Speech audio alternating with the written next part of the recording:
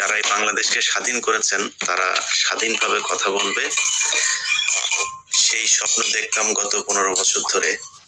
অবশেষে সেই স্বপ্নের অবসান হয়েছে। আপনাদের সামনে আজকে স্বাধীনভাবে কথা বলার জন্য অনলাইনে আমার সাথে যুক্ত হয়েছেন ডক্টর অলি আহমেদ বীর বিক্রম।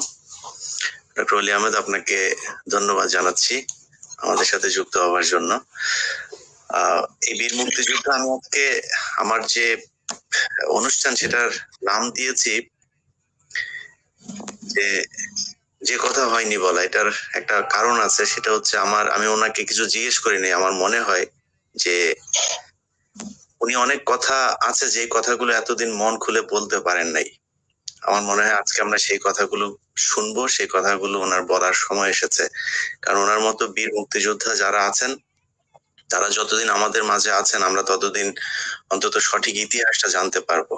গত 15 বছরে শেখ হাসিনা তার পাঠ্যপুস্তক থেকে শুরু করে বিভিন্ন জায়গায় যেভাবে এই ইতিহাসের বিকৃতি করেছে, সেটা যদি শেখ হাসিনার সরকার আরো 5-10 বছর বাড়তি থাকতে পারতো, আমার মনে হয় ইতিহাস বলে বাংলাদেশে আর কোনো কিছু থাকতো না। যাই হোক, ডক্টর অলি আহমেদ, আপনাকে ধন্যবাদ। আমরা প্রথমেই যে বিষয়টা নিয়ে খুব আলোচনা হচ্ছে, যার জন্য মেজর সালেক সিদ্দিক যে বইটা লিখেছেন যে পাকিস্তান সেনারা যখন শেখ মুজিবের ঘরে যায়, ইস্ত্রি করা পায়জামা পাঞ্জাবি নিয়ে একটা বাক্স নিয়ে তিনি অপেক্ষা করছিলেন আমাদের জন্য। এটাতেই বোঝা যায় শেখ মুজিব বাংলাদেশের স্বাধীনতা চায় নাই। তিনি যদি স্বাধীনতা চাইতো, তিনিও তাজউদ্দিনের মতো, আওয়ামী লীগের অন্যান্য নেতাদের মতো ভাষা ত্যাগ করে মুক্তিযুদ্ধের জন্য প্রস্তুত। তিনি সবাইকে বলছেন আপনারা নিজ নিজ ঘর থেকে পলায়ে যান, নিরাপদে স্থাপনে চলে যান, সবাইকে কথা বলছেন। তিনি বাসায় থেকে গেলেন। সুতরাং এই সমস্ত মিথ্যা কথা বলে কোনো লাভ নেই। এতদিন পর্যন্ত এই কথাগুলি ওপেনলি বলতে পারি নাই, কিন্তু আকার ইঙ্গিতে আমার সিসিসি বই এগুলি সব লেখা আছে, আমার কাছে অরিজিনাল ডকুমেন্ট গুলি আছে।